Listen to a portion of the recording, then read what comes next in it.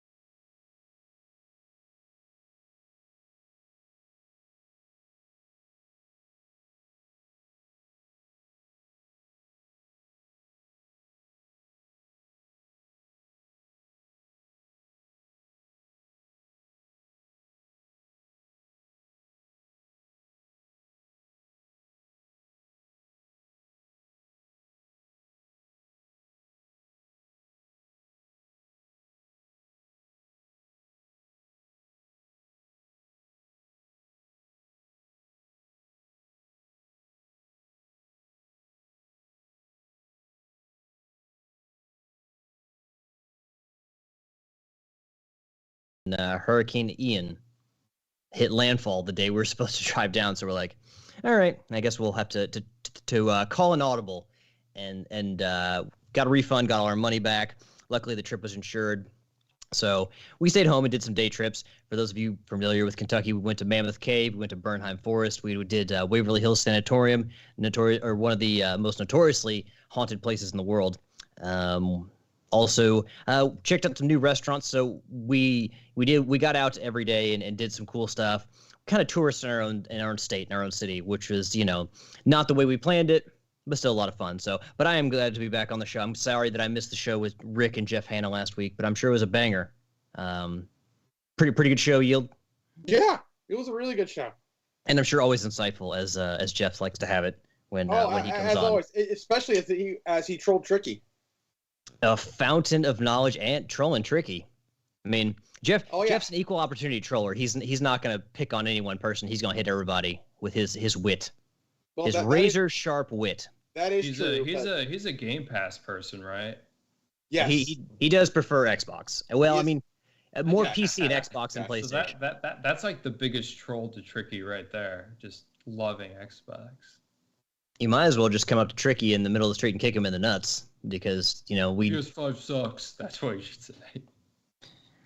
Tricky. If there ever were someone who deserved the Sony Pony name tag, the gamer tag, or the PSN ID of Sony Pony, it is definitely Tricky Mick. But yeah, so let's now that we've gotten caught up with how the weeks have been, let's get caught up on our updated trophy counts. Tricky Mick is level 684 with a total trophy count of 16,830 with a platinum count of 373. I am level 464 with a total trophy count of 8,139 with a platinum count of 131 in 130 games. Yield, sir. Level 481 with a trophy count of 8828 and a platinum count of 158. Most excellent. Sid is level 751, total trophy count of 18,330, and a platinum count of 549. Still spanking the crap out of Tricky. Well, it's as long as Tricky buys the games, he's gonna spank them out. So all Tricky has to do is just stop buying games, and then Sid just stops playing them. Well, Tricky thinks he makes it sound like it's gonna be easy to catch up to, Sid, but as long as he has access to Tricky's account, for the purposes of Sophie's Trophies, Tricky's helping Sid out, as Sid explained on a recent episode of Sophie's Trophies. I mean, let's be honest, Tricky may be kind of a troll, but he's not cold-hearted. He's not going to cut Sid off like that. So, while you do have a good point, JT, Tricky's not going to stop buying, easy fodder for him to get the platinum in next January, February. Yeah, and especially with PlayStation Stars, which has had a rough launch so far when people have done the conversion to how many games you got to buy or how much money you got to spend to get a free game for it. Tricky's gonna be spending the money. Are you? Is it full price games or can it just be any game that? I mean, I never really. I think so it's any game. So yeah, you could I buy think like it's a crud ton of $2 games. Yes. We were just figuring some of us were in a text group chit-chat about it, and what did we figure? You would have to spend almost $25,000 to get your free game in 2 years. I don't know, man. I mean, they also give out. Apparently, they also give out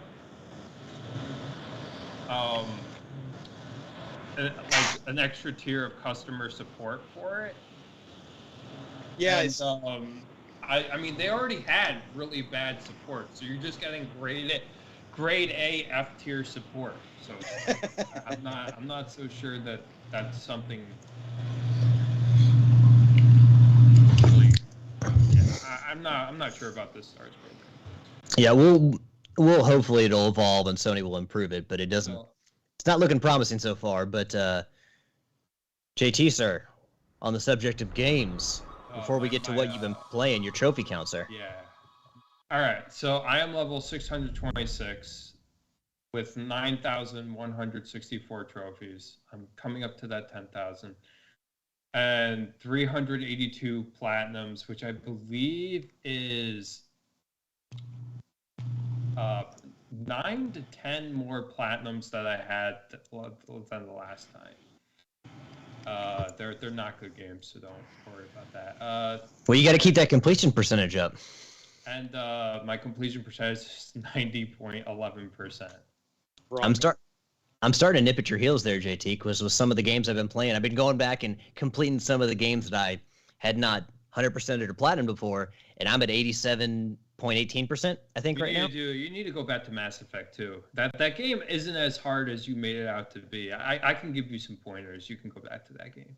Well, I mean, before I went back and played Shovel Knight and got the platinum trophy in that, I thought that game was harder than it actually was. Now, there are some trophies in there that I'm like especially getting all the in-game achievements for all the different knights. I'm like, no, screw that. I'm not doing that. But getting the platinum, not as terrible as I once thought. So, I mean, going back and clearing out some other trophy. What I really need to do is go back and play Metal Gear Solid in, 2 and 3, because I have 2% of those trophies. So those two games alone bump me up quite a bit.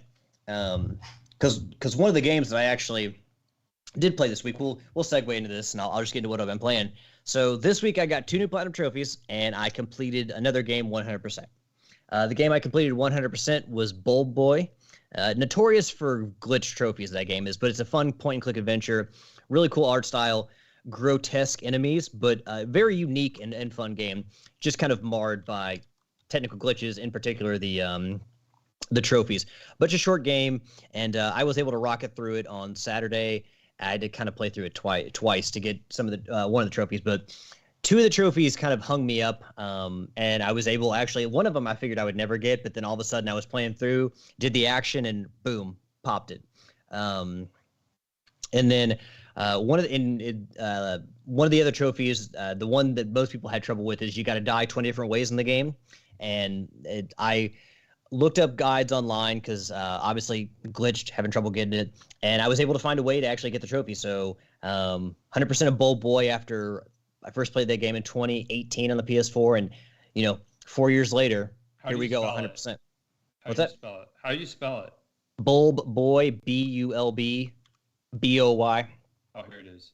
Yeah. So. All right. So yeah, you could get 2 points for this, not 3, but 2, because it's not 5 hours long. Yeah, and well, there's no platinum to it, so. Well, that doesn't matter. But yeah, so that was to go back and get a couple trophies that this game is ranked a 2 out of 10, I think, on PlayStationTrophies.org as far as difficulty goes. But having glitches in there just kind of throws a wrench in. So to actually go back and get those trophies was a very big win for me. Before I move on, give a shout out to Felicia and Skins who are in the chat. Thanks for joining us, you guys. Next game I played, got the platinum trophy in Kena Bridge of Spirits, which probably sounds congratulations. Wait, you went back? Well, the anniversary. So the anniversary collection or the anniversary update, which adds New Game Plus, was released on the 26th, and you can play Master Difficulty on New Game Plus. Now, I will tell you that with Master Difficulty, all of the rot you unlocked and all the cursed chests you completed in the first run carry over. Your health resets to the original health. So you have to go find all the meditation points again to get your health back up, which is kind of BS. I don't think that it should be that way. But most other things carry over, including like your the currencies you have in game, which allow you to upgrade your moves and stuff. All the upgraded moves you bought for yourself, those all, as far as the abilities go, those all carry over. But it kind of sucks that the health bar goes back down to what it was originally, because that obviously would help you mightily in this game. Now, Yield, you sounded very congratulatory in that, and I will tell you that this was not as impressive a feat as you might think. Because did they curb the difficultness? That's not a word. Difficulty. There you go, difficulty. They did not. Okay. What has happened, though, is that the the good people at PlayStationTrophies.org, or it was it PSN Profiles or PlayStationTrophies.org? I can't remember. There is another exploit to this game that allows Yeah.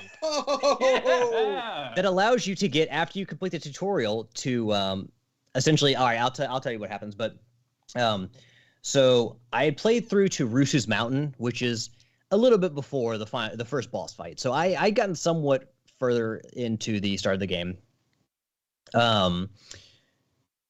And I was just looking online. It was actually bedtime, and it was like 1 o'clock in the morning. Ashley and I were getting ready to go to bed, and I was gonna work my way through this very gradually, because master difficulty is incredibly hard. And I was looking online, and it turns out that, like I said, people found another glitch or another exploit, I would say, that works with the newest version of the game, which is version 2.03. And I stayed up all night, the rest of the night. It's like, okay, well, hun, I'm not going to bed, because before they patch this out, I want to go do this to get this platinum trophy just in case. So I intend to go back and play the game, because I actually do want to play through the game and see if I can do it. But just in case this exploit gets patched out, I kind of want to take advantage of it. So basically what you do is you go through the tutorial, and then you go up to the where the kind of sensei is, the guru, with all the mask shrines, where you have to go get, like, say, Taro's mask in order to use that to open the gateway to go find Taro in the forest. So you go to the right and kind of up the little path, and you get to a point where there's like you're going to have to go watch a YouTube video, because I can't describe this well enough. But basically, you can get from the big shout out to Kurtman20. Hold on, let me pull up that name. Nitro and JT, thank you for resubbing. And also, where is the chat? The chat. We also had somebody else resub. Why is this? Oh my God, you should totally read what I my message from that. I don't have access to that. It's right there on the chat. Yeah, okay. Kurtman 2K20 wanted to give Kurtman credit for resubbing. Thank you very much, Kurtman. So yeah, back to Kina. There's a way that you can get, essentially, after the tutorial level, from the village center to the snowy mountain where you go fight Toshi, the third of the 3 bosses. And so essentially what you do is you get up to the shrine where before you fight Toshi, there's an autosave there, and you will then load up a save file that you have, like a manual save from the end of the game on normal or easy. You do that at the final part of the game, and so what you're going to do is you're going to finish the game out, and you're going to go to the final meditation spot to start or initiate the ending. And then when you press triangle and then quickly press the start button, or the I can't remember what it is on the DualSense, but the start button, essentially, to load up your master save file. And so if you've done it right, you will have pressed the meditation button and then press the start button to load up your save file. But because you press meditate, the cutscene will have initiated. So what you've essentially done is tricked the game into thinking that you're on the master save file, and you'll get credit for beating the game on master when you've only done it like on normal or easy. So I realized that was a terrible explanation. It's kind of something you have to watch in video, especially when it comes to how to get there. But yeah, there was an exploit when the game first released that allowed some people to get the game, the platinum trophy, very easily and very quickly. At least after they had to beat the game once, but then they could go after the tutorial. They could basically zip up the mountain and get the platinum trophy pretty easily without basically skipping the entire game. Yes. So I assume that they haven't patched this out, but they patched the first exploit out, and then all of a sudden they come out with the anniversary edition, and boom, there's a whole nother one. So if you want the Platinum Kena Bridge of Spirits, I would definitely suggest you check that out, but relatively soon before they patch it out. Well, so if you have the physical version of the patch version of the other version, you can just delete the patch now, and you'll still have it. No, but this exploit works with the newest version of the game, 2.03. Yeah, but so you're saying that it doesn't work with anything older? I'm not sure. This was found after the latest update, so right, I'm not entirely sure. That's something that some people should figure out, because if you can do it on the physical release version, then you won't need to worry about patches, because you could just delete it. Yeah. Oh well, this base version is 2.03, so you're good. Yeah. Okay. So yeah, all you have to do is if they patch it out, you just have to delete the patch, and you're still good. If you have the physical version, or just not going to buy, which not connect to the internet. Yeah. That'll keep you. Don't download the patch. In the chat, Felicia, yes. So I'm. I expected to get more crap for doing this instead of playing through the game, but if you want the platinum, I would definitely do it. If I were you, get in there as soon as you can, and get your platinum trophy. Yeah, I honestly, it's Oh wait, Tricky did.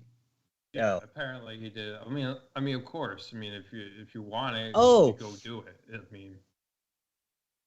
Yeah. So like I said, I would like to beat the game on Master, but you know what? If I can get the platinum trophy and get it out of the way and get 100%, then yeah, I'm gonna do it. Also, well, I don't blame you because I hear the difficulty on Master is like knucking fucks. Like, well, I had enough trouble beating the corrupt woodsmith, the corrupted woodsmith, which is the second boss. I had enough difficulty with that, and then there's like the archer in the woods, the hunter. So both of those are harder than the final boss. So. I didn't play this game because the difficulty was not relative to the rarity. Like it's just a rare game. Like that type of difficulty should be like ultra rare, and it's not. So I stopped. So now that the exploit is there, I might give it a go. Yeah, JT, Felicia, go ahead and do it just like I did.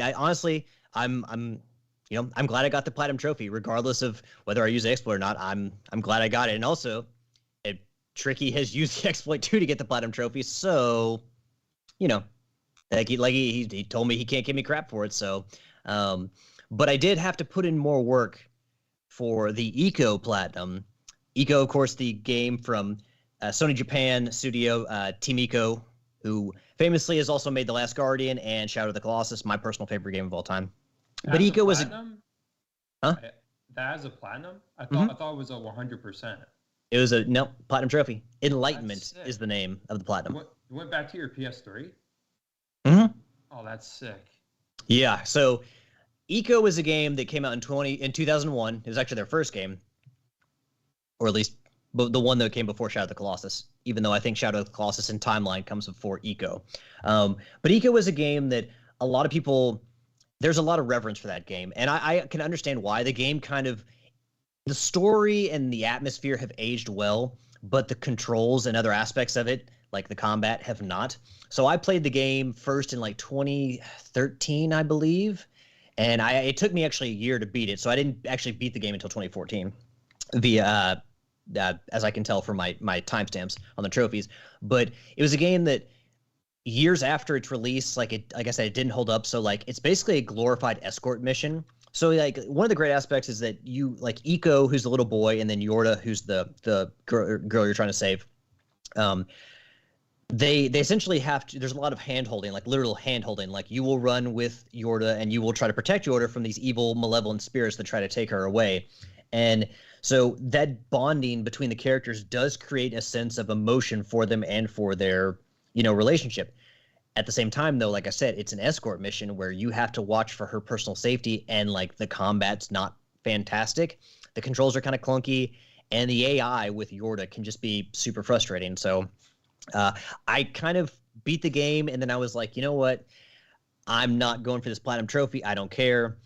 And, as I've gotten a little, the years have gone on, and I've looked at, I've only got 40-something% of the Eco trophies, and I might be able to get that platinum. I finally decided to go back and beat it, and it took me 2 playthroughs, but I did actually go back and get the Eco Platinum, which I'm quite proud of because there's 2 speedruns. One's 4 hours and one is 2 hours. Castle Guide, 2 hours. You got to beat the game in under 2 hours, and it's no joke. So the crappy thing about the speedrun in this game is if you pause the game, the timer stops. But cutscenes do not stop the timer. So the end game cutscene that you cannot skip adds close to 10 minutes of time to your time. So if you're like, if you personally, I think that after you defeat the final boss, the evil queen, you stab her with the sword, the time should stop there and the trophy should pop.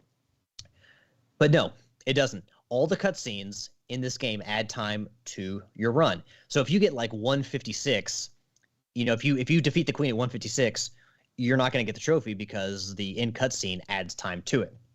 So I was always kind of worried about the speed runs because of Yorda being, the AI for Yorda not being super great. You can take control of Yorda with a second controller as a second player. I think from what I've read, you can do that on a second playthrough. But I just me playing by myself, I didn't have that. So the AI can be frustrating. She can be very slow, kind of plodding. So I was always worried about the run. But what I did was I essentially just looked up a speed run on YouTube and basically watched how they did a room. I would go do it on my system as well, pause it, and then watch the next room. So it got to a certain point where I was just, following the guide. And even with that, I think I beat the game in an hour and 57 minutes and 30 seconds. So yeah, there's a point in the game where you and Yorda are separated, and it's basically just a race to the finish where you are in a new area and you got a platform, defeat a bunch of enemies in one room, and then go fight the final boss. And that took me with the end cutscene about 34 minutes. So it was just a race at the finish. So I got my trophy. I don't have to, as much as I want to love Eco, there's just so many ways the game hasn't aged well that I can't look at. And I realize as a lover of Shadow of the Colossus that game has issues with controls as well. But I can kind of overlook them better in that game because of the, just the story and the actual, like, how you play the game and the, the bosses you fight. I don't have the same reverence for Eco. So even though I understand why people do have reverence for that game, I just don't have the same level of it. And it's because I never played the game when it came out. I played it later, which it's hard to view and kind of unfair to view a game through a lens of, oh, I played this 12 to 20 years after release, and oh man, it's not as good as modern. You can't do it. You can't compare it to modern games. But I just can't help the fact that it's just a lot of frustration wrapped up in playing that game now. So really proud I got the Platinum Trophy. Proud to get under 2 hours on the Castle Guide speed run. And so that's 2 platinums for me this week and 100%. So I've been cleaning up pretty well. And like I said, it bumped my completion up to 87%. And guys, I've been talking for a while, been taking a lot of breaths. So someone go, JT, what have you been playing before I put everyone to sleep? All right. So the game I've been playing and that I'm working on right now, there's only one game. Ghost of Tsushima. Hell yeah. Going for the 100% DLC included. People told me that the Legends mode was probably going to be the most difficult thing, but I'm looking at it, and from what I hear from, well, Corey told me that, but from what I hear about, like, PSN profiles and stuff, this is easily boostable with people who can just carry you. I think it's just grindy, but you have to reach a rank 20 with all the roles. So if I can kind of butt in here for a second, JT, there's only one trophy for Ghost of Tsushima I do not have, and it is from the Legends mode, and it is the raid trophy to complete the raid. I can't, when doing the raid with people online, there's 3 separate parts to it. We could not beat the first part of the 3. And I hear the second part's even harder. The second part, I hear that the first part can take you about a half an hour. The second one can take you anywhere from an hour to an hour and a half. And then the final one apparently is potentially, if you got people who know what they're doing, you can beat it in under a half an hour. But I've never been able to get the raid done, so I'm only missing that one trophy. So if you need help with that, I'm willing to jump online and help you. But I've never been lucky enough to find people good enough to carry me through it. So what you need to do is, I feel like a lot of people don't really abuse the power of PSN profiles and Discords and whatnot. You need to actually get a pre-made group. You can't just random that stuff. Yeah, well, I mean, if you do it, I recommend you do it with a pre-made. But to your point, I mean, I think Corey definitely has a good point about it. being the Legends part being the snafu, and that, I mean it's that raid trophy that's really going to cause you the most problems. Other than that, you're dead on. It's grindy, but nothing else is really that hard. So. Well, yeah, it literally just says that the Legends mode is the only thing that's going to give me grief. So. And not even just Legends in general, like that one gold trophy. Literally, everything else is. I think Transcendence is the name of the trophy. Everything else is fine. You won't have a lot of trouble. Like Ultimate Warrior is just a grind. That's the one for reaching rank 20 with all. Yeah, but even that grind, honestly, isn't that bad compared to other multiplayer games. I'm looking forward to doing the Iki Island DLC, but I'm still doing the post game of the main game. I just beat the game, and that was just like wow, I have nothing bad to say about that story. Oh, it was brilliant. Yeah, it definitely gets better as it goes on. As Jin finds more of his own kind of sense of self, rather than just kind of going off the samurai code, the more he finds out about himself and kind of goes his own way, the story gets better. And of course, the ending is like, whoa, wow. Well, you had a choice with the ending. Do you want to hear my choice? A little spoiler alert. So fast forward. I mean, Yield and I both have beaten it, and I know that Tricky has as well.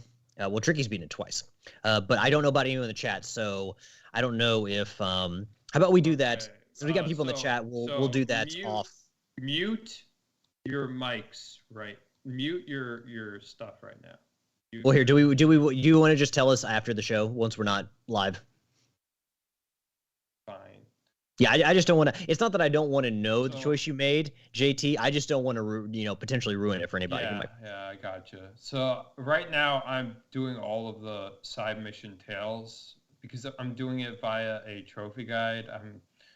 I'm looking at it, and I'm doing each stage separately. So I just completed the story, doing the story tales. Now I'm completing the side quest tales.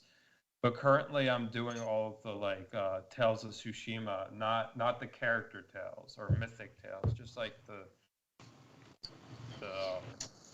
normal tales with random people around the world. Yeah. So I'm doing that. After that, I'm doing all the other tales. And then I'll go to stage 3 combat trophies, and then I'll do the Mongol and collect. Then the platinum is mine. But I've been playing it because what was it? The Loot Bros was having their Patreon. They vote on a game, and then we have a book club about that game. So I wanted to at least beat it before their show about it. So. Yeah. Because that's one of those games where I thought that the combat and the gameplay was going to carry it, but then by the end, no, I mean they had a strong story and a really strong ending as well. So, Sucker Punch, they don't miss often, and they certainly didn't. I think that this game was one that people maybe didn't expect quite as much from, and then it turned out to be like a masterpiece. So, Sucker Punch, they kind of I succeeded in even more ways than I can even explain with this game. Because initially Yield and I were trying to convince Tricky to play the game because he wasn't he had started it, but he wasn't too keen on it. And then it turns out Tricky's beaten it twice now. So I've beaten it twice. I did New Game Plus, and then I did Iki Island. So yeah, I've beaten the game twice and did Iki Island, and on the DLC. Question about the New Game Plus. Do you have to?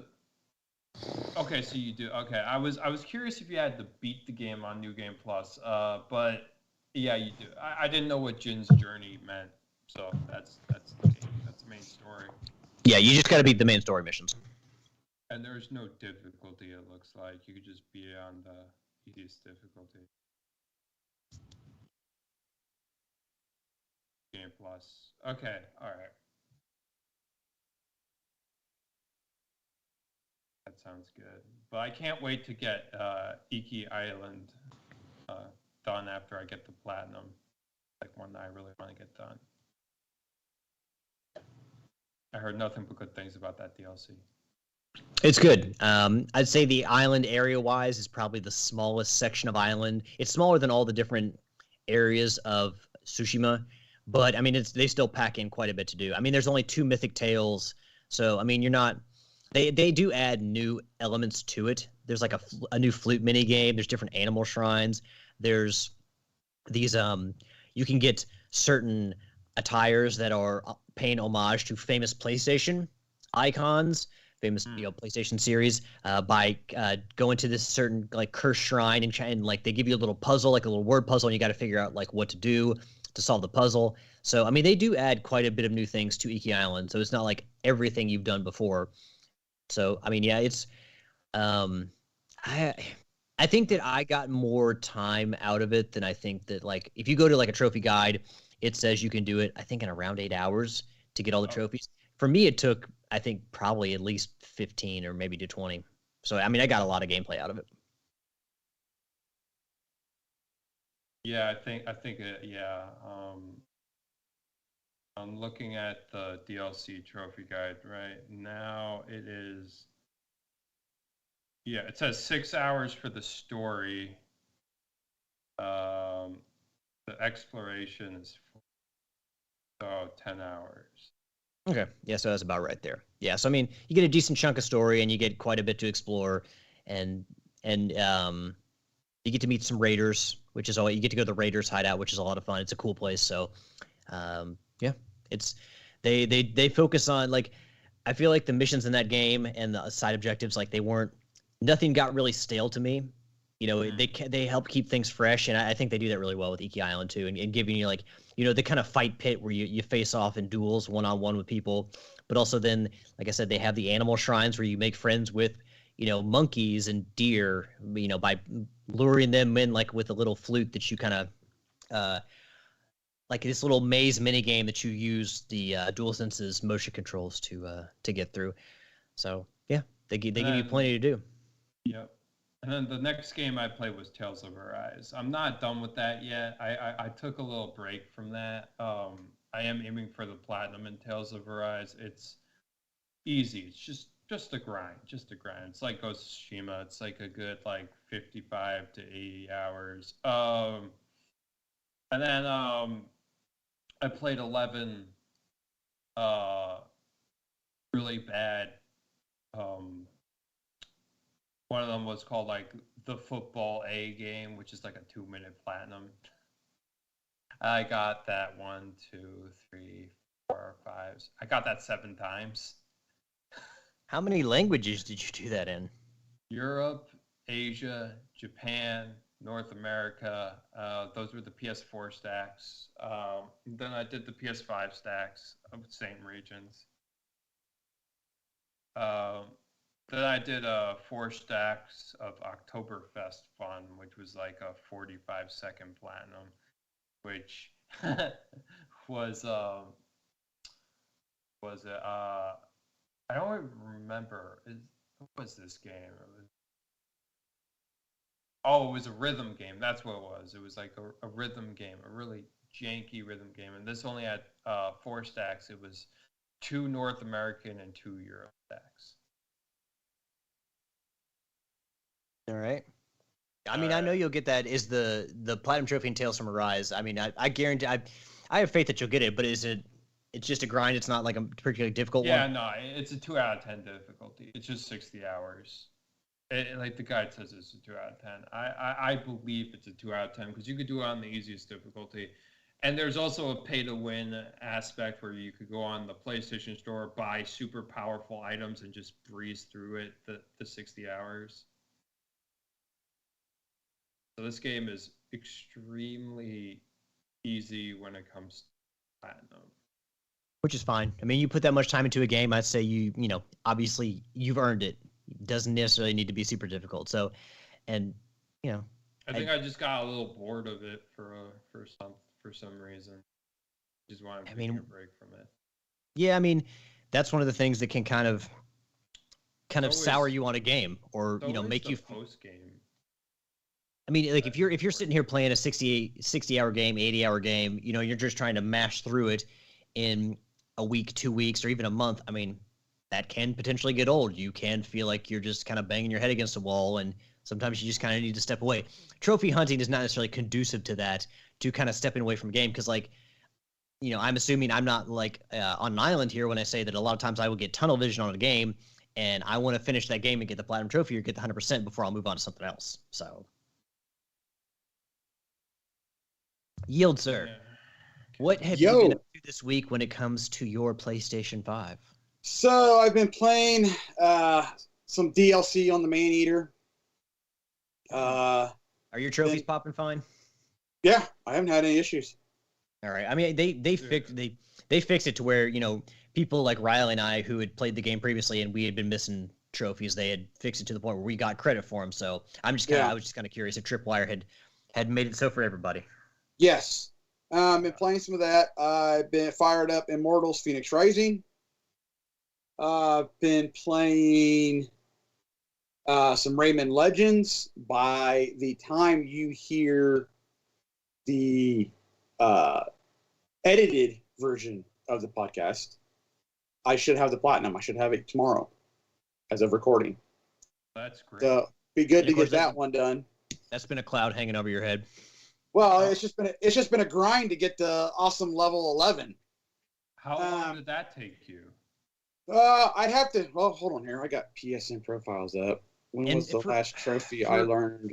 For a game like Rayman, which is I think August 3rd was the last trophy. There's a lot of community trophies to that, right? No. No.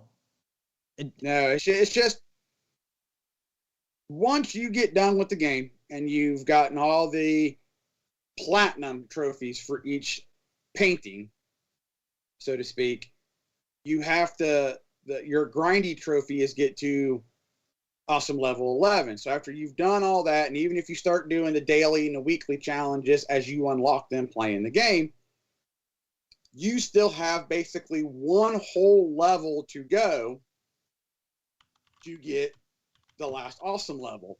And the only way to do that once the game is done is to do the daily challenges. And unless, at least from my perspective, if you're super good at the challenges, to get a platinum rating on it, which is 50 points, the best you're going to get is 10 points. So all I've been doing is chipping away at, you do a daily and a daily extreme. So I've been chipping away at anywhere from 15 to 20 points a day. And I'm to the point where I got 2 gold trophies on today's challenges, which you don't get credit for them until tomorrow. And I will pop the platinum tomorrow once they load in.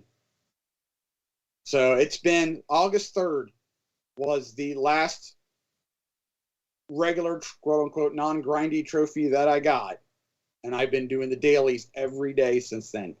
So August, September, it'll be roughly 3 months. The dailies, that's the thing I meant. I'm sorry. Not community, the dailies, yeah. Yeah, the dailies. Yeah, that's the grindy part. I hear that's like the one thing that like everybody hates about those games. Yeah. If I started figuring, when I first figured it up, at the time, I was either I just wasn't trying hard enough or maybe I just didn't hit my stride. I was figuring worst case scenario, 6 points a day. I was figuring I'd get a silver and a bronze. So at 6 points a day, I figured it would take me like 49 weeks at 6 points a day. And after I posted that in the Facebook group, I hit a stride and I was getting 20 points a day. And every so often I just get 15 a day here or a day there. And like I said, now tomorrow I'll pop the platinum way sooner than what I thought. So I'll just be glad to get that done. And then now I can kind of turn my attention to something else. Yeah, that's great. I think that's really been about it. I've only been playing about a couple, 2 or 3 games this week. Oh, and some Deep Rock Galactic. I did play some Deep Rock. That's it. Been putting a lot of time into a couple platinum trophies there, which I'm sure once you actually get them, it'll be worth it. Oh yeah, I mean Deep Rock. The only thing I gotta do now is just play. 15 games, I think. I'm less than 20 games away from that trophy for play 500 games. And then after that, it's just get all my dwarves to a gold tier, and then I'll have the platinum. So most excellent. Thank you. It's grindy only because of how you have to play to level up your dwarf. But it gets, if you're playing with somebody, it's not so grindy because you get to chit chat with somebody while you're playing. If you're doing them on your own, it can get to be a little grindy. I start to if I'm not going after an assignment mission, I'll look for the double XP missions to try to get me there quicker.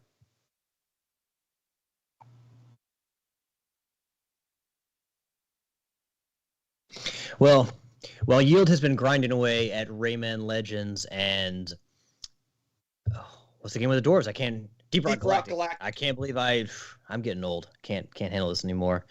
Getting too old for this.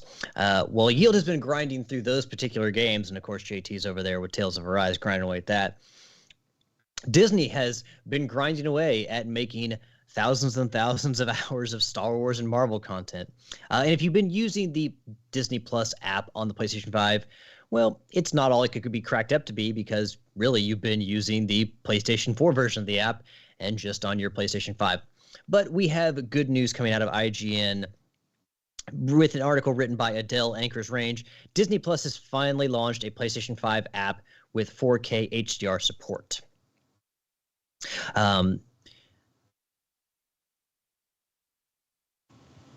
Let's see here. Well. I was looking for some quotes, but quote, as noted by The Verge, PS5's former version of Disney Plus app was actually a PS4 app that was running on the newer console, which means visuals were capped at 1080p resolution, whereas the relaunched Disney Plus app has been designed natively for the PS5 and now supports 4K high dynamic range playback across the service's growing catalog of titles. Quote, the relaunch of Disney Plus app on PlayStation 5 comes a couple months before the streamer rolls out a new subscription model that includes a launch of an ad-supported membership tier. The ad-supported subscription will be available on December 8th for $7.99 a month, while the ad-free subscription will now be known as the premium tier at $10.99 a month. All right, so I know Yield likes his Star Wars, so I'm sure that he has the Disney Plus app. JT, are you a frequent watcher of Disney? Yeah, I have the app. Me and my dad are currently on Boba Fett. After that we're gonna watch Andor, and then we're all caught up with all the Star Wars. So do you like your dad get together and in the same room and watch them together? Yeah, in my living room in my cottage. Yeah. He comes over and we watch it once a week. I love that you call it a cottage, by the way. That's fantastic. It's a gigantic cottage. It sounds like you're in the English countryside. Well, Wakanda is in it. The address that they use has the word cottage, which is short for cottage in it. So. And Yield, how about you? Are you doing the ad-supported version, or are you going with the premium tier for $10.99 a month? I'll pay for the ads. I'm not coughing up the extra money. Oh, I'm premium. I actually I don't get ads. So let me ask you guys this. Do you all specifically just have the service to watch Star Wars and Marvel, or do you all actually watch the old Disney, movies, or The Simpsons, or any of the other content? Like ESPN's got content on there, don't they, as well? National Geographic. I've watched a couple of Disney stuff that I hadn't seen. I hadn't seen Planes. I watched it. I watched Three Musketeers one night because I was like, oh, I forgot that was a Disney movie and I want to watch it. But mainly, I'm here for the Star Wars content. Hey, it's now's the perfect time to be watching the Simpsons Treehouse of Horror episodes. It would be. I little guilty pleasure. I watched the recent season of the High School Musical of the musical. Of the musical. Of the musical. Well, why is that a guilty pleasure, man? Why don't you just, you like it, you like it. You ain't got to feel guilty about it. I'm just into like those drama things. Hey, whatever floats your boat. But also, I like to watch those princess ones like Frozen and Tangled. Oh, what's the one with the big marshmallow robot? The Big Marshmallow. Big Hero 6. Yeah, I love that one. That's my favorite. Hey, I've seen Frozen. Frozen's a good movie. I look at those.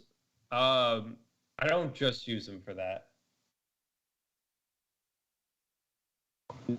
I am. What? Well, if there's background, I'll be able to take it out. I'll be able to take it out in the edit. Okay. But there's nothing I can do right now about it.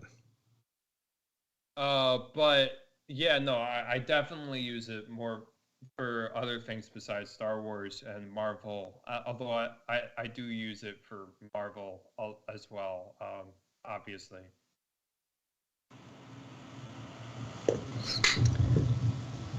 Yeah, I probably don't use Disney. We don't use Disney as much as we should. Like I said, we've been watching some Simpsons episode for, we're in Halloween season, so we got to watch the horror movies, and for lighthearted fare with the kids, we watched that Simpsons Treehouse of Horror, which those episodes still they are still a lot of fun to watch, and they still hold up pretty well. So we've definitely been enjoying those, and yeah, that's pretty much all we've been using it for. But I feel like we're subscribed to so many services, and it's kind of necessary at this point, because if you want to see everything that you want to see, then you have to be subscribed to like at least 6 or 7 different services. So I feel like we're not, aside from maybe Netflix, we're not using every service as much as we could, but no one has that much time in the day. So if you guys are into anime, Disney Plus bought the rights to Bleach. Oh my god. The Crunchyroll was forced to take it off of their anime service, and now it's going on to Disney Plus. Oh, terror. Oh. And Crunchyroll's owned by Sony. Yeah. So take that, Sony. So Disney now owns the rights to Bleach when it comes to the anime. And I am just waiting for them to mess the whole thing up. I mean, it's already bad because like the ending for Bleach in the manga was kind of trash, but I hope to God that they don't screw this up. Well, I don't watch Bleach, but I will certainly be hoping right alongside you there, JT. Because I mean, if it's one of your favorite animes, you don't deserve it to have you basically be stepped all over and have someone's feet wiped on it. Like, it's not my favorite, but one of your favorites, maybe. It is an old classic that is coming back, and I just hope they treat it with the respect that it deserves. Nah, the ending for the actual manga was absolutely garbage. So I just felt like I had like all of those 1,000+ chapters that I read were all for nothing because the ending just destroyed it. I was like, what the hell was wrong with you? Well, let's hope that some of Sony's decisions don't destroy their credibility with some of their fans, some of their user base, because following some of the backlash that Sony has received from deciding to remake The Last of Us Part 1 after remastering on the PS4 and releasing it in 2013 on the PS3, there is reportedly and I can't remember where I originally saw this story, but IGN has reported on this, and that's the video that Tricky add to the agenda here. Reportedly, Horizon Zero Dawn is going to get a PS5 remaster. It's been greenlit at least, and they're also working separately on a multiplayer game alongside of that. So Horizon Zero Dawn came out in 2017. Been 5 years, well, more than 5 years now. We just had Horizon Forbidden West come out earlier this year. I posted this originally in the Trophy Horse Facebook group, and I said, this is completely unnecessary. I played the PS4. I played the original Horizon Zero Dawn, 2 months ago, trying to get 100%, trying to go back and get all the trophies, beating the game on ultra hard. Completely unnecessary. The game still plays fine. But if someone's excited for this, and they want to buy it, I'm not going to hate on it. I can't remember who it was. I can't find the post, but somebody did point out, maybe it was Matt G, that they'll charge $70 for it. Oh no! Oh no way! No! Oh, fuck. Wait, was the $10 JT the breaking point there? I'm not spending money for a remastered port just because they put some controller Hinduism into it. Just because there's haptic feedback. That's not okay. Okay, and I can't remember if I said remaster or remake, but yes, it's a remaster, so not like building it from the ground up. Yeah, it's literally a 4K port. Like I said, I've played it recently, and I'm certainly not going to be spending any money on this. And I know Yield's not. I don't even need to ask Yield, but I mean, I'm just going to replay it for the DLC. I mean, the one that I have, because like I still have to 100% the PS4 version. I platinumed it, but. And according to Tricky will. Of course, be buying the remaster. You know what you're gonna do? Well, of course he will. You know what he's gonna do? He's a Sony pony. He's gonna auto pop it. Well, yeah, he'll buy it, port his save file over. He'll just auto pop the plat.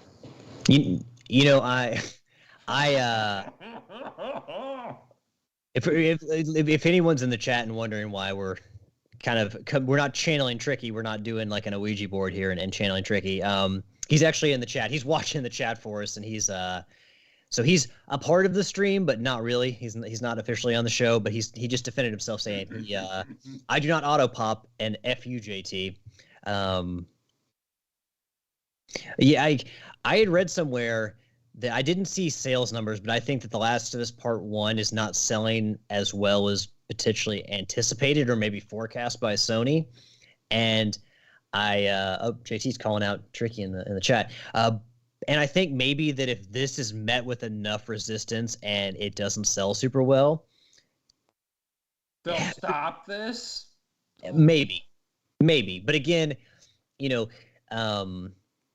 it's kind of, I know some people see it as a waste of resources. It's only a waste of resources if it doesn't make them money. So we'll see if this and The Last of Us make them money.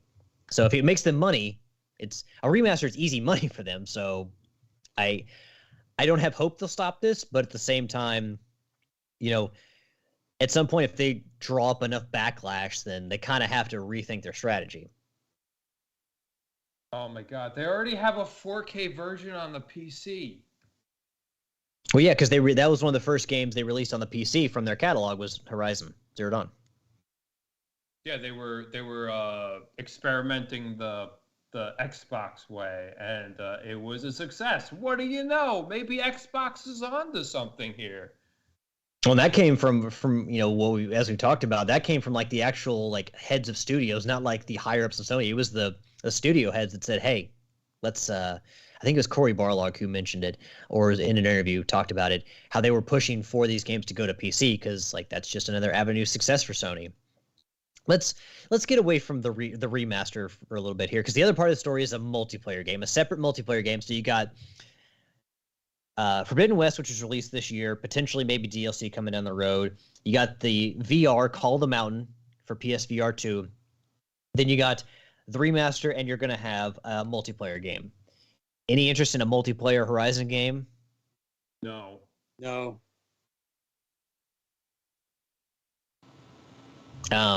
It's a game. It's a game made for single player. It's not a game made for multiplayer. So you don't. Well, let me ask you. So you had the two different.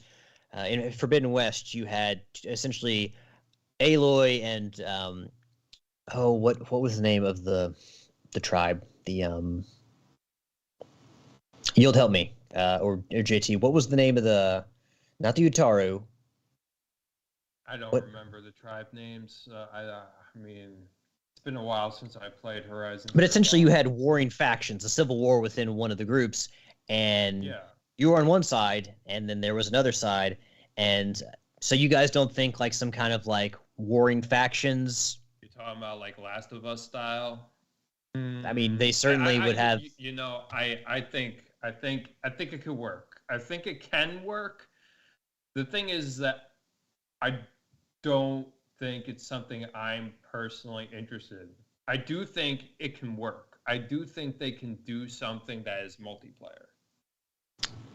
Okay, the Tanakh. That's who I was thinking of. Because when you go to the Forbidden West, there's like kind of all kinds of stories and myths about the Tanakh, about how they drink blood and all this stuff, and they make reference and make fun of it in the game. The Tanakh characters doing like. I haven't really gone deep into Forbidden West, so watch what you.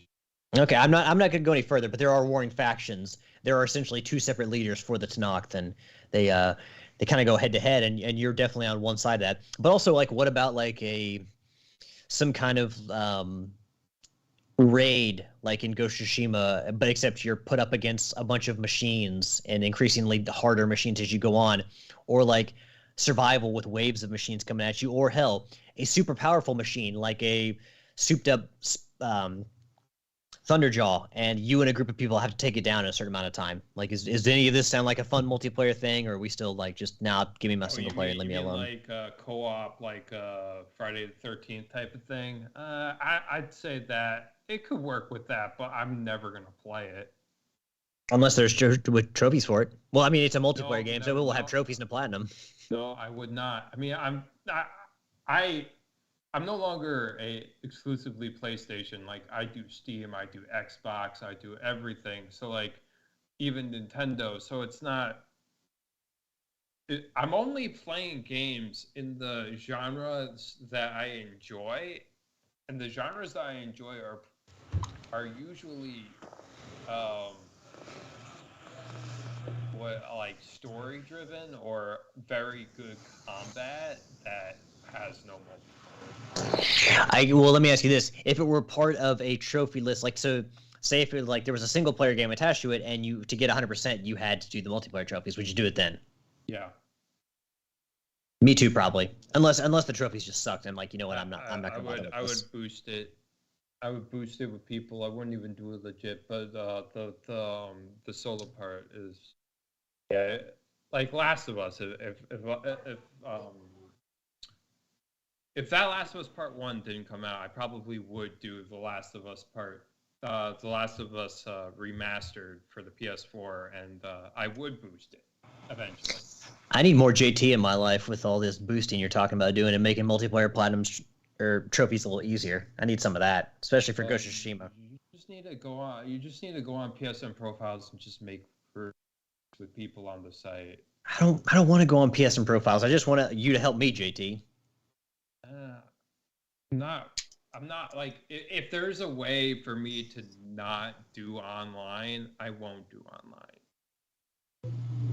I would avoid doing online, but if a game that I like has online, I will do it for the platinum.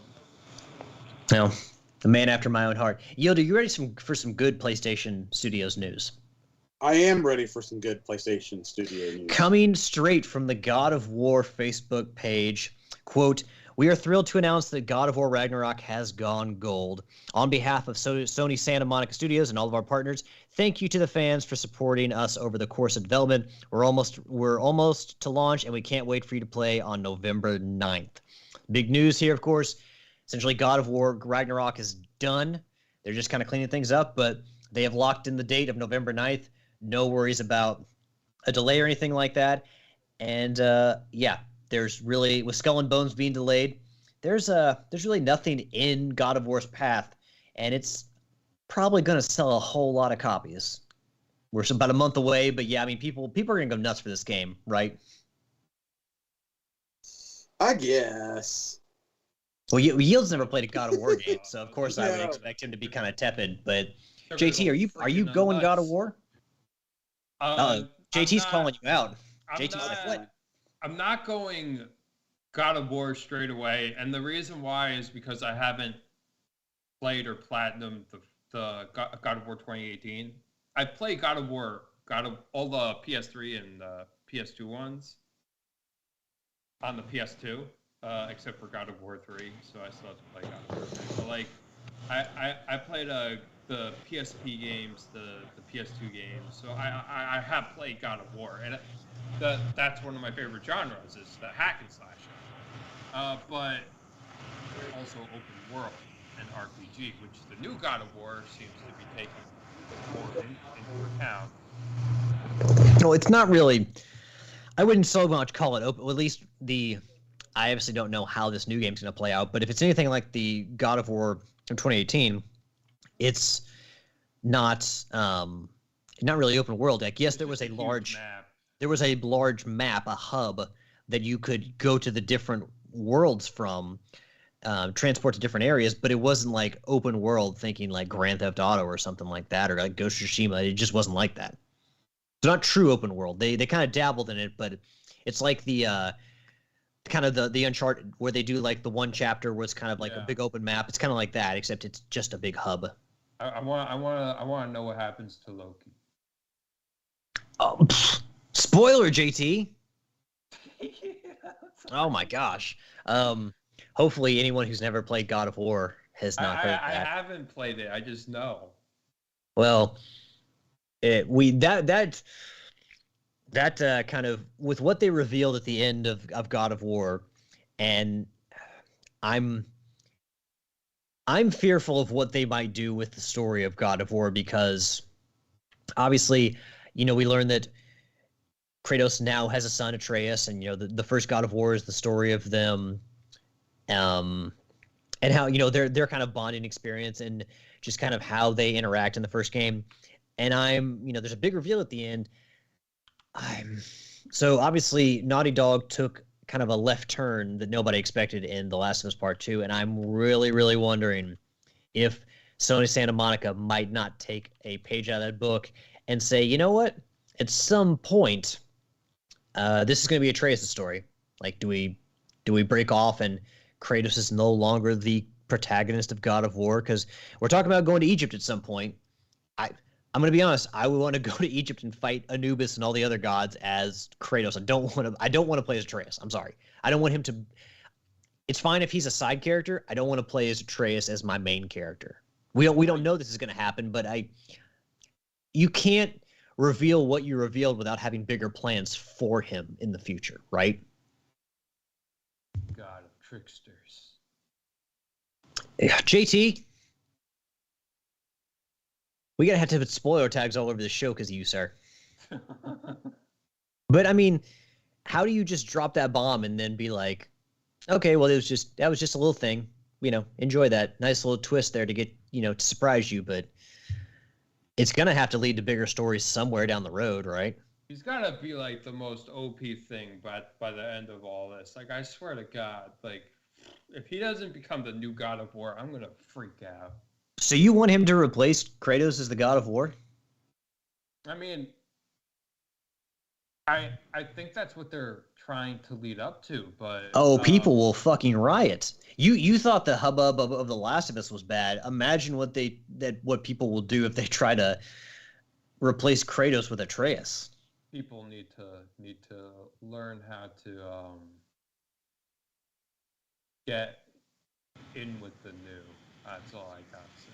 Well, some people don't think the according to Tricky, the outcry. He says, think of the outcry when they tried to replace Solid Snake. That was pretty bad. Wait, they tried to replace the voice of Solid Snake, right? It was David Hayter, right? They tried to get rid of David Hayter.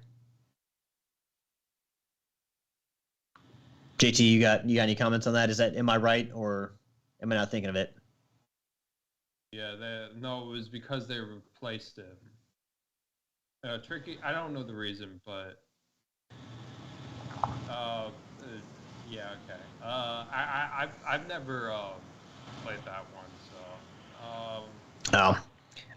Before we move on, I do, because this God of War has been like a massive undertaking, and just kind of to underpin that, there were 8 other studios listed alongside Sony Santa Monica in the picture they shared. And that was PlayStation Studios Creative Arts, Valkyrie Entertainment, Blue Point Games, Red Hot, a Keyword Studio, Jetpack Entertainment, Super Alloy, Super Genius, and Original Force. All of those studios helped with the creation of God of War Ragnarok. So with that much talent on board, especially a studio like Blue Point, you got to figure that this game's going to be pretty damn polished. So as far as the quality goes, I guarantee this game is going to be fantastic. As far as the story, I'm a little worried, because I think they're going to try to give us a left turn, and I don't know if people are going to handle that well, but I could be wrong. Personally, I think that the game, I think the game's going to be great. It's just very sad that Jim Ryan thinks that Call of Duty is better than God of War. Like, he has no faith in the thing. Well, someone get Jim Ryan a little blanket and let him suck his thumb, and he'll get over it. If he's a real leader at Sony, and they do eventually lose Call of Duty, he will lead them through just fine with all the talent they have at Sony. He's already screwing it. Don't whine, don't cry, be a leader and figure a way around it. So, do you guys want to hear about some Silent Hill? Silent Hill is pretty popular among the kids, right? People have been begging for more Silent Hill games, right? Well, I'm gonna say kids were. Kids probably don't even know about Silent Hill. I don't mean actual kids. Kids aren't playing. Hopefully, kids aren't playing Silent Hill. Something I want for sure. So we got an article from IGN here. The headline reads: Silent Hill director says multiple Silent Hill games in development. Article written by Logan Plant. Quote, Silent Hill movie director Christopher Gans may have confirmed that multiple Silent Hill games are indeed in the works, corroborating rumors that have now been circulating for some time. Gans directed the 2006 Silent Hill film and has previously teased the involvement in a new Silent Hill movie.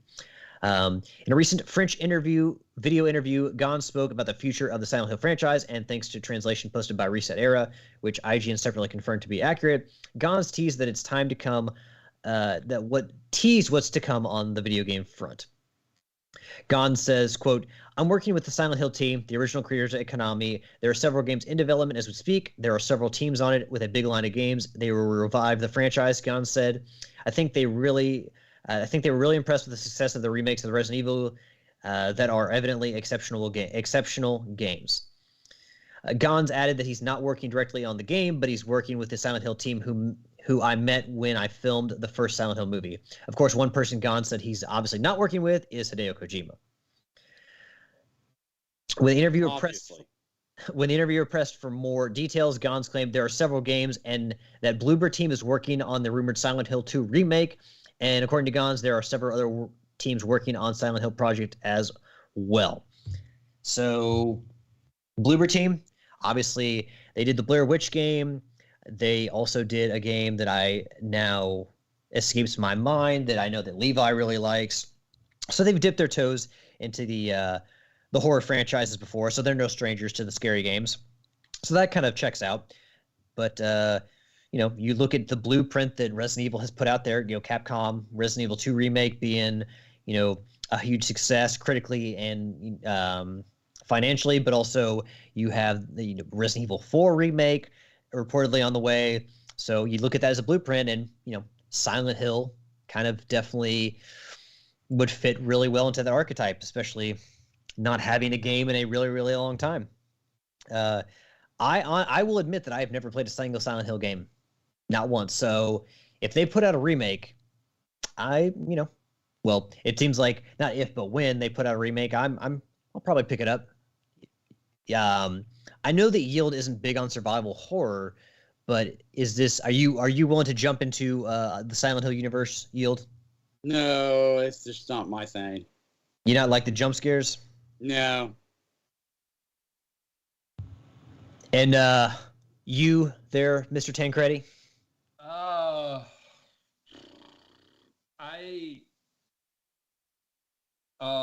probably will get to it, but not when it releases. I still have a slew of like Resident Evil games that I own that I want to get through, and then there's a lot that in my backlog and that I'm not sure I'm up for it at the moment. I mean, I think that this is, and the Resident Evil games as well. We talk about remakes and remasters that don't seem warranted. Sony seemingly being guilty of that very frequently recently. But Silent Hill 2, a remake for that game, and just kind of how that's kind of revered as one of the best survival horror games of all time. I think this would be a good time to bring it back. And Bluebird Team, I think, is a good pick. The game that was escaping me was The Medium, one of Levi's favorite games. So it's a great game. Really great. I really love that game. So I think picking out a rising star like Bluebird with their experience making horror games is a good choice. And we've often wondered how Konami, they've owned all these franchises, these famous franchises, but we didn't necessarily think they had the inner teams to work on it. Well, it seems like they're kind of putting a lot of this work, they're outsourcing a lot of the work. And, if good games can come out of it, they're just like, hey, we have these famous IP and we just need to outsource it to quality teams. I'm all for it. Maybe Konami isn't screwed just yet. Maybe they're not a complete sinking ship. Maybe they can still turn this around and looking to revive these, because we've talked about on the show before how Konami wants to work on these tentpole franchises, their biggest franchises, and revive them and put out more quality games from them, bring them back to life, so to speak. Yeah, they're bringing back Suikoden. Well, it's a collection, right? Yeah, they're doing it in response to that fundraised game that I forget the name. Well, they had the Castlevania collection, the anniversary collection in 2019. They obviously had the Cowabunga collection this year, just in August. So, they're fans of collections. If you have quality games that people want to play, your back catalog, and you put this together in a quality collection like Konami seems apt to do, then that plus new games within your most hallowed IPs. It could be a good strategy for Konami. Maybe, like I said, the end times aren't. Maybe we wrote Konami off too soon. So. Well, if they release a new Suikoden, I'm more likely to buy that than a Silent Hill because I'm more of a JRPG fan, anyways. Well, I think like me not having played Silent Hill, and I didn't play Resident Evil until the first game I played at that series was Resident Evil 5, so I didn't really play until they kind of switched over to the more action-oriented games as opposed to the survival horror. So, but I think that there's a groundswell of support and enough people out there who want another Silent Hill that this can lead to other things. Because obviously there was the Kojima and Guillermo del Toro led Project PT, which was kind of the interactive teaser for another Silent Hill or Silent Hills. And obviously that all got scrapped. And I think that a lot of people were really disappointed about that. So if they can find ways to continue the series, I think there's enough of a built-in audience there where they could be very successful with it, regardless of, how many of us actually buy it. True. And, survival, Konami survival horror games and maybe Capcom survival horror games have not been maybe our cup of tea, so to speak. I'll drink a cup of Dead Space all day. I love that, but haven't been so keen on Resident Evil and Silent Hill. And I guess in the same vein, you could say the same thing about the PlayStation VR, because I don't know about JT, but I think that Yield and I kind of both see it as a gimmick that we're kind of worried Sony at some point is just going to drop support of, because they Alex, skip both of these and go to the topic of the week. Well, I think we can get through this pretty quickly. Yeah, we can. Okay, I'm just looking at time for Yield, that's all. Yeah, no, we'll get through this. So yeah, we're not necessarily here on the show. Tricky has a PlayStation VR, Yield and I do not, so we're obviously not sold on that. We'll see how the tech shakes out in PSVR 2. We got news recently that games from the PSVR 1 will not be compatible with the PSVR 2, which is disappointing to a lot of our audience. I know Felicia and Rick weren't happy about it, which we can certainly understand. We had a big discussion with Andy about that. Headline coming out of IGN, written by Ryan Dinsdale: PSVR 2, Sony is reportedly making 2 million units for launch. Quote, Sony appears to be expecting a successful PSVR 2 launch, as it's reportedly making 2 million units of the headset ahead of its early 2023 release date. According to Bloomberg, sources familiar with Sony's operations said the company is hoping to produce 2 million units between September 2022 and March of next year. It's worth noting that while ending production in March suggests a release date of around the same time, it could also refer to the end of launch window for the PlayStation VR 2. Sony's official release window for the headset is still somewhat vague, early 2023. Unlike most other bits of gaming hardware, Bloomberg sources say that PSVR 2 hasn't faced supply chain issues that have slowed production. In fact, Sony's reportedly in position to adjust its production numbers depending on how the device sells at launch.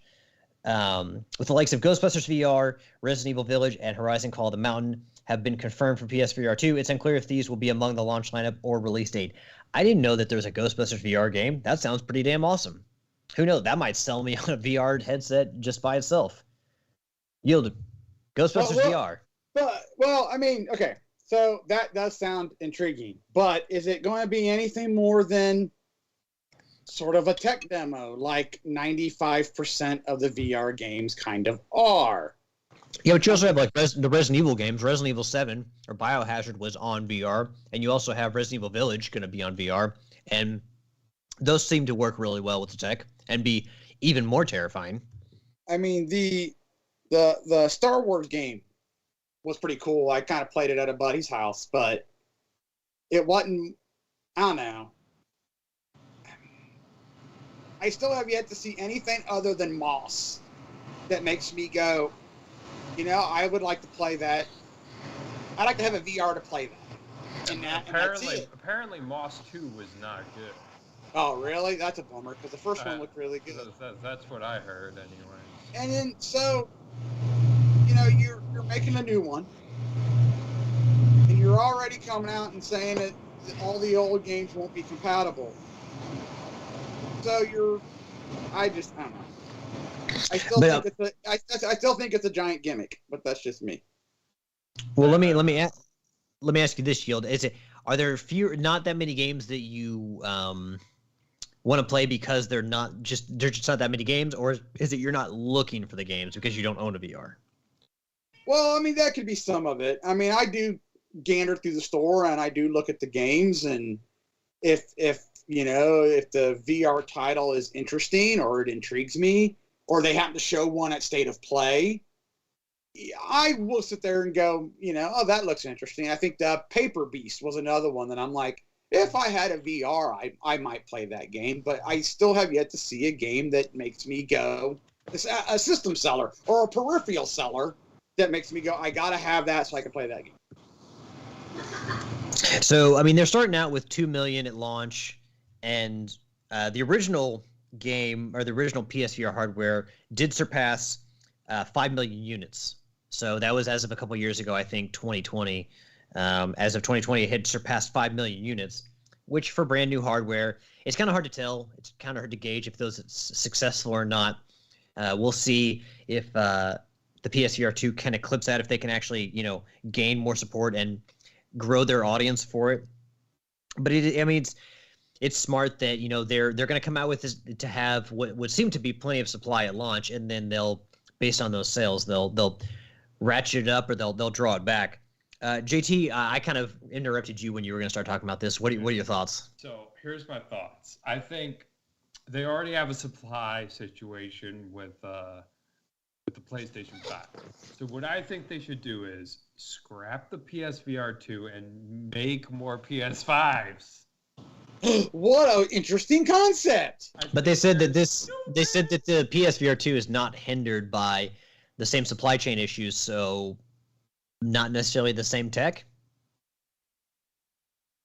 Oh, whatever, man. I just think if they have time to make a PSVR 2.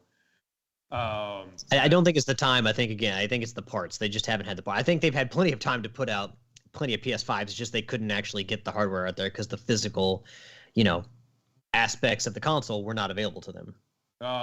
But my whole thing is that I'm not.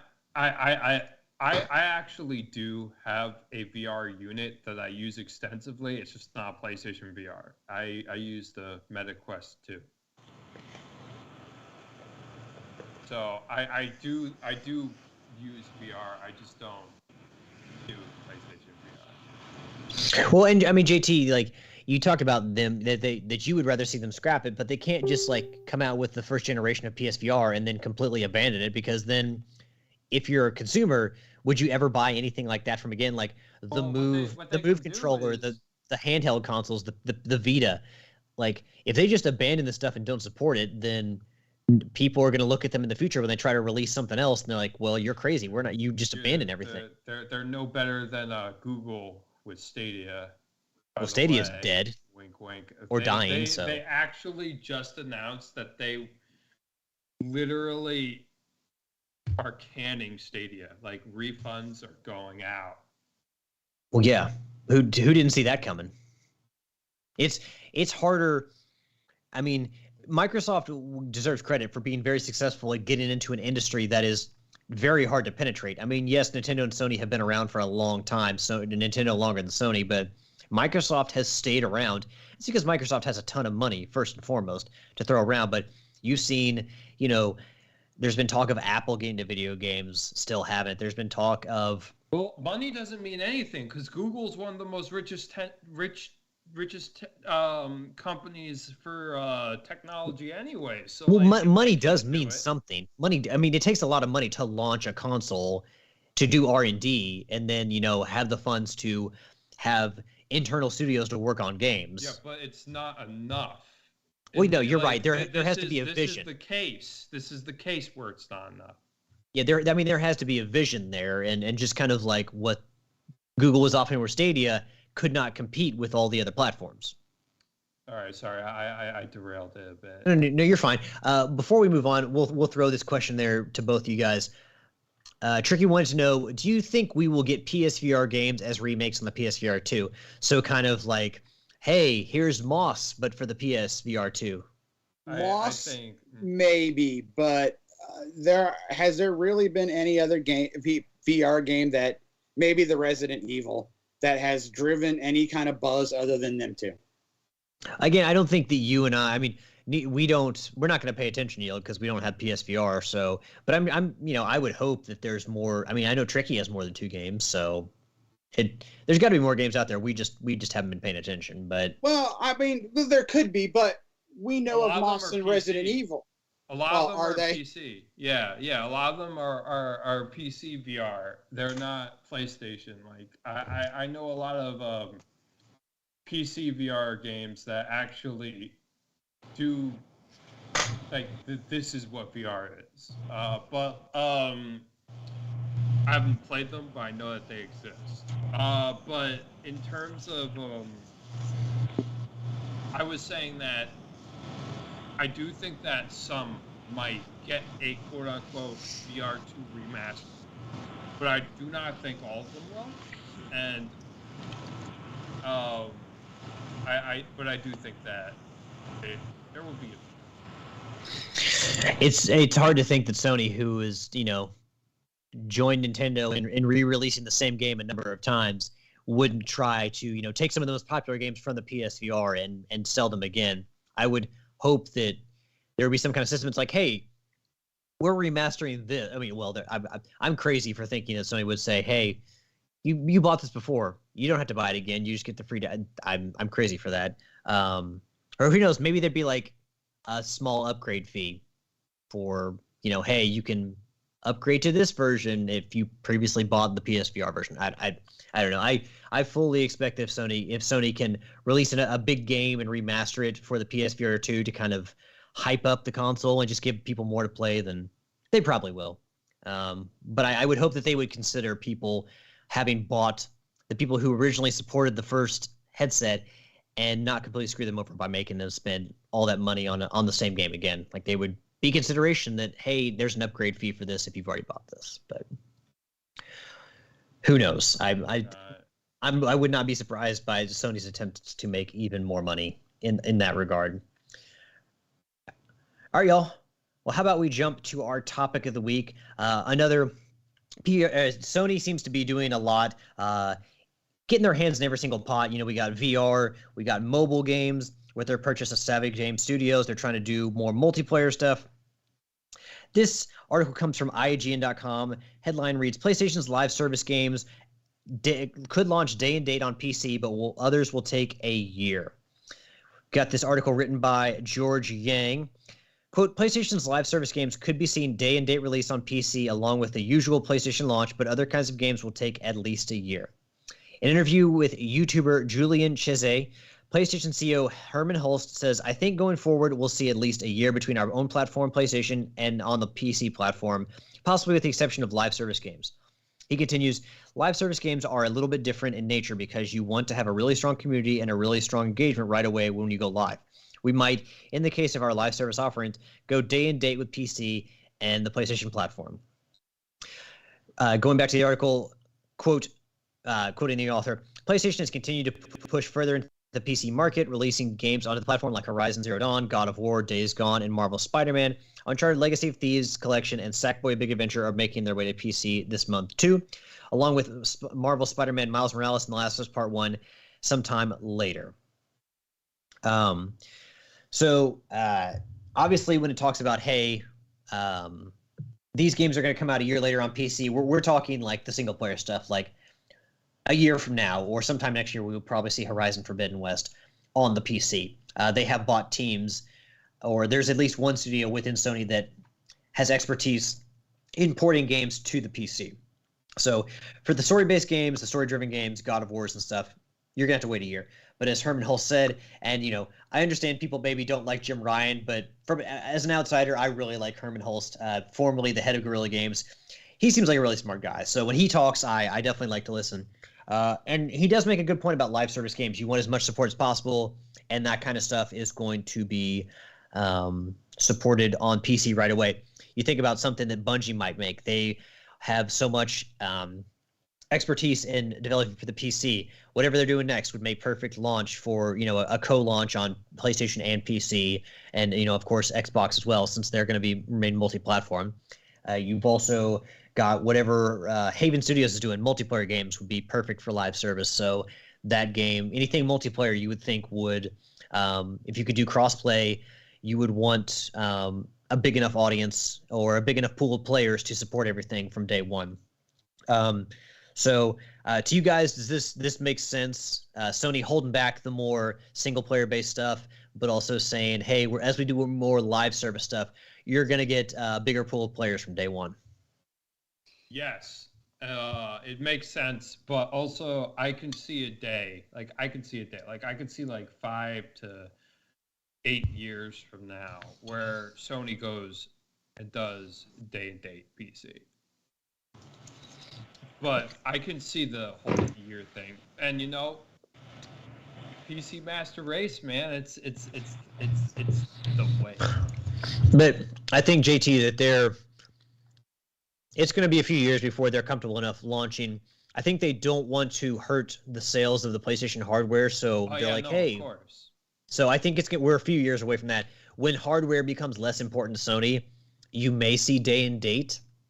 But if there's any chance that their hardware is going to be hurt by the PC, then I think that obviously having a home console like the Xbox or the PlayStation or the Switch is more inviting to a lot of people because it's a lower barrier to entry. You don't have to maintain as much as you do with the PC. So it's always the PlayStation is always going to have that advantage. But clearly Sony is still, very focused on the sales of their hardware, kind of very much opposite of what Xbox is doing. So I think that the a year before it hits PC is fine. I think that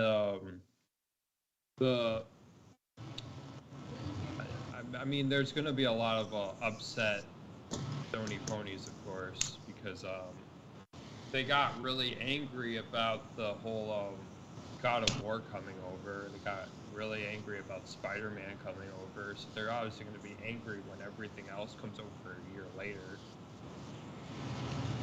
after their release. Like, they're probably going to be angry if God of War Ragnarok hits PC. They're 100%. It will.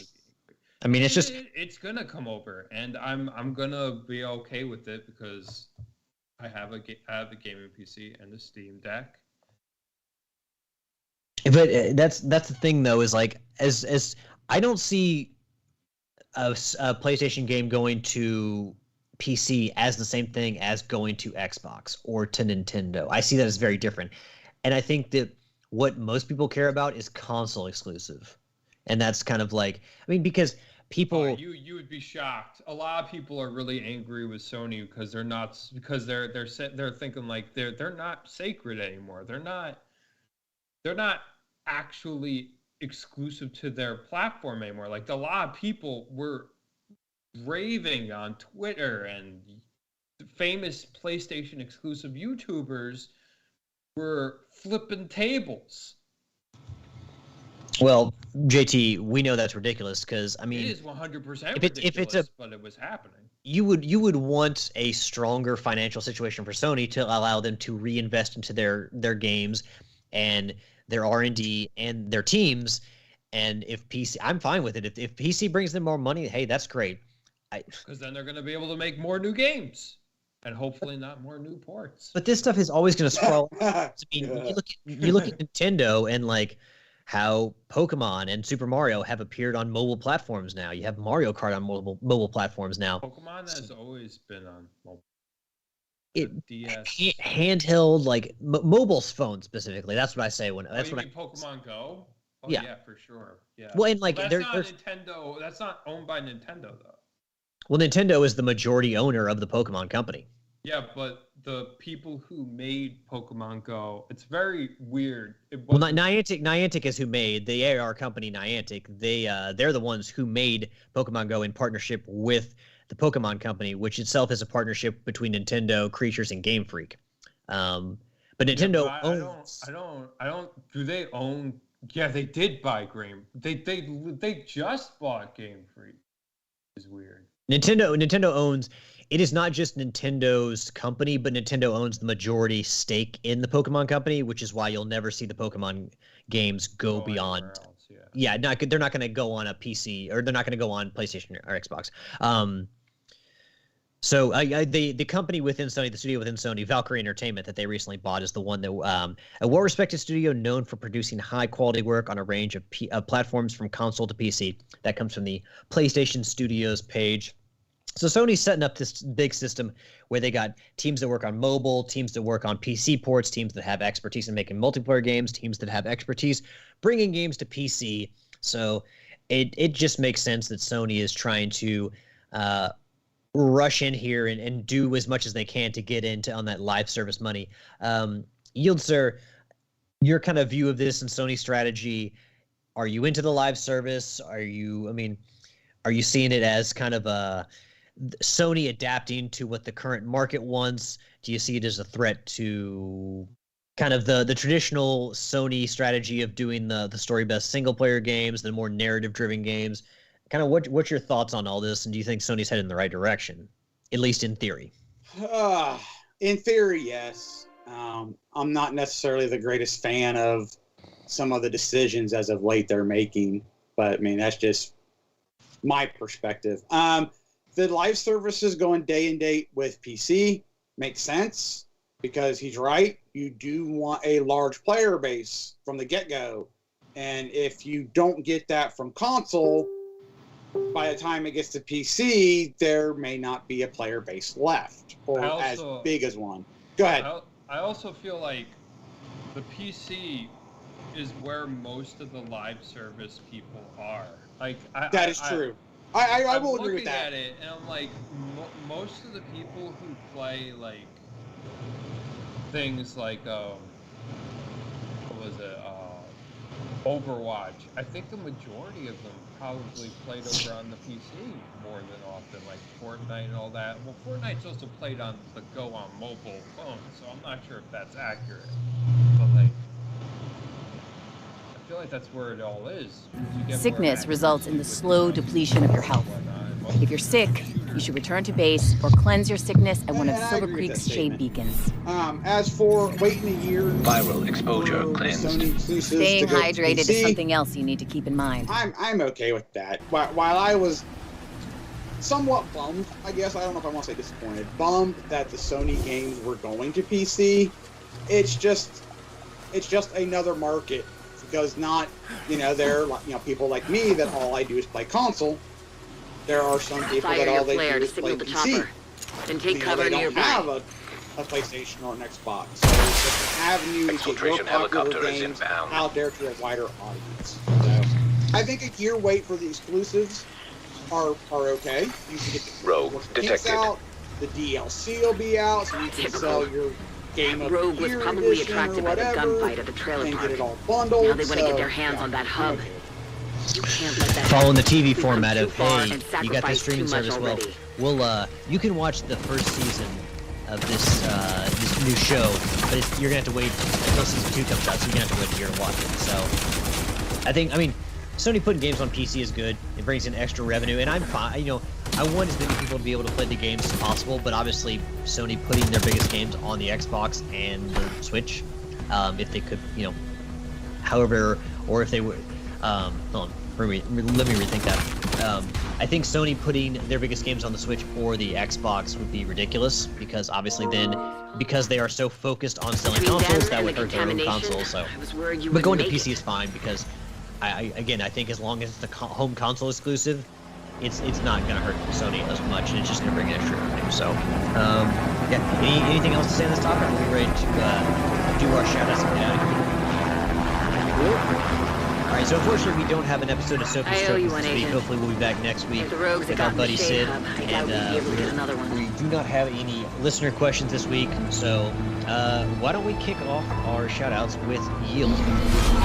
So I would like to give a shout out to Alex for recording this week. Shout out to JT for stepping up and filling in for our guests that had our scheduled guests that had other things pop up that he couldn't be here tonight. We were supposed to guest.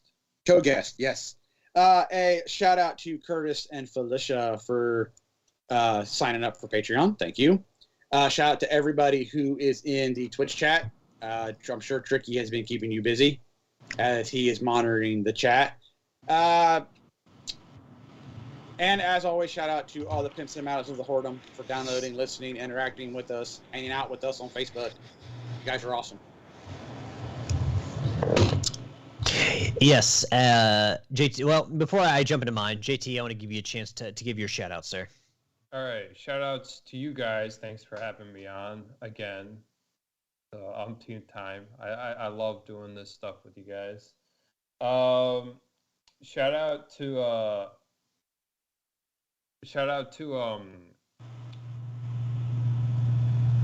The Backlog Beatdown 3. Yeah. Shout out to that. It's pretty successful this time around. We got a lot of people in it. A lot more points than last year. I feel like last year there were a lot of people who just like at the moment they wanted to go negative by removing their list, they just didn't participate anymore. But this time, like, a lot more people are participating. There are a few that are just like 2-point andies, and I'm like, man. I think this is the first year I participated, so I feel like I'm doing pretty well. I mean, I'm not one of the the thoroughbreds out there in first, but I feel like I've done all right. I've represented pretty well. Well, again, it's not much of a competition. It's just how that whole leaderboard thing is meant at the end of the year. It's the thing that helps us gather data for how many games are being 100%, how many games are being beaten, how many games are being played that came out in 2022, how many games that are being played that haven't. It's just a data tool. It's not actually a leaderboard. It's like how Tricky says the Facebook leaderboard thing that he created, how that's not really a leaderboard, it's a data tool. for the intro of the show. It's the same thing as that. The next thing is, yeah, I mean, there's not really much I can shout out. Shout out the community, always being you. Shout out my family for being my family, and that's it. Shout out to that sweet cottage. Oh, hell yeah! This is great. Listeners, you don't get to see this, but JT had his camera on earlier. You could see the cottage. It's a spacious place. So that's JT, just the first floor. The first floor. Come on now. Yeah, no, that is the first floor. It's a 2-floor cottage. And does the dog like the cottage, JT? Oh, did you see the dog? Well, I know that the dog was living with you. I just didn't. Where's the dog? I can't see the dog. Get over here. Oh, what a cute puppy. JT, what's your puppy's name? Vigo. Vigo?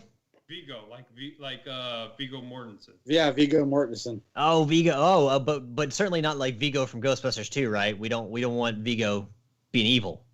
No. He's a Keeshond. So he has the spectacles. Oh, super cute. I see them spectacles. So his full name is Vigo Bandit Tancredi. Oh, very nice. Very cute. All right. JT, you got a little shout outs out there? All right. I want to give a shout out to the listeners, the fans, the fuel to the fire that is Trophy Horrors, our community, fantastic people like Curtis and Felicia. Thank you all for supporting us on Patreon. Also, thanks to Skins and Felicia for joining the Twitch chat. And we also have Kurtman 2K20 and JT and Nitro all resubbing to Twitch. So thank you all for that. We appreciate your all support so very much. And Felicia, go get you that platinum trophy in Kina. Also, you as well, there, JT. Go get your platinum trophy. I want to see both of you with that platinum trophy in the short term. Last but not least, I want to give a shout out to my awesome and loving girlfriend Ashley. I love you, honey. And yeah, that is going to be the end of my shout outs for this week. We should have, not sure who's when are we having that olive party, Yield? Is it next week? I think a couple of weeks. Well, that'll be fine. I love olives. But sorry, I'm lost because I'm looking at JT's cute ass dog. Shout out to that cute dog. Shout out to Vigo. And definitely want to shout out to Yield and a shout out to Tricky. Again, Tricky's had a rough week with the anniversary. We get to business next week, Alex. Yeah. Oh, okay. Troy. Okay. Excellent. But Tricky, I know you had a tough week, and you're sitting here on stream, and you're kind of watching everything for us, and sharing some of the comments. We appreciate you, sir. We know it's been a rough week, so we hope that you find some kind of some solace that even though your dad is gone, that you were a better person for knowing him, and he was a better person for knowing you. And I mean, there's nothing really any of us can say, but we just hope that you find some solace this in the quiet moments, in the moments when you're hanging out with Sweet Mama D. Just any way you find peace. That we know it's rough missing your dad, and we're just all very sorry. So, yeah, that is going to bring us to the end of episode 544, and we got to start planning for 550. We don't even have any plans yet, but rest assured, we will release another banger when it's time for that. But yeah, thank you to JT for filling in on short notice, and until next week, happy trophy hunting. Peace out.